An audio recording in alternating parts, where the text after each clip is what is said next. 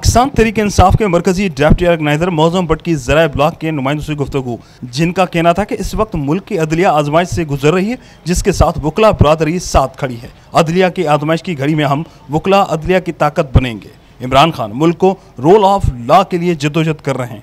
सिंध में पीपी मुनाफिकत की सियासत कर रही है। इमरान खान और हम मुल्क के दुश्मन नहीं हैं, मुल्क को नहीं लूटा है। उनका मजीद कहना था कि सिंध के लोगों को सोचना पड़ेगा चोरों से छुटकारा कैसे हासिल करना है।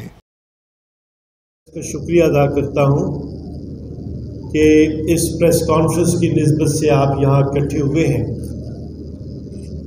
मैं आपके सामने ये बात रखना चाहता हूँ कि हमारे मुल्क के पहले वज़ीर आज़म लियाकत अली ख़ान शहीद कर दिए गए। हमारे मुल्क के वज़ीर आज़म जुल्फ़िकार अली भुट्टो का जुडिशल मर्डर हुआ। हमारी मुल्क की वज़ीर आज़म मोहतरमा बेनज़ीर भुट्टो का वाक़या आपके सामने है, उन्हें भी शहीद किया गया। और अब निशाने पे हैं हमारे कायद इमरान खान। मोहब्बतें और एहतराम अपने इदारों के लिए अपनी जगह बड़ा मुकद्दम रहा, लेकिन हुआ ये कि सियासत में उनका किरदार बड़ा नुमायां हो गया है।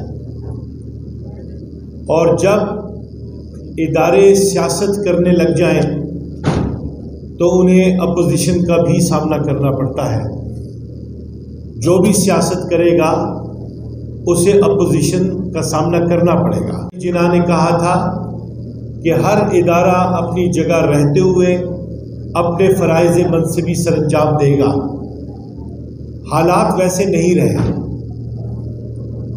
और किसी का ये कहना कि जुल्फ़िकार अली भुट्टो रोटी कपड़ा मकान के साथ अगर इस कौम को लड़ना भी सिखा देते तो शायद शहादत का दिन उन्हें इस तरीके से तख्तेदार पे न चढ़ना पड़ता।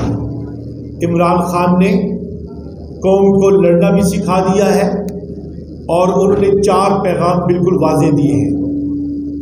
ला इलाहा इल्लल्लाह, सॉवरेनिटी, रूल ऑफ लॉ और एहदिना सिरातुल मुस्तकीम।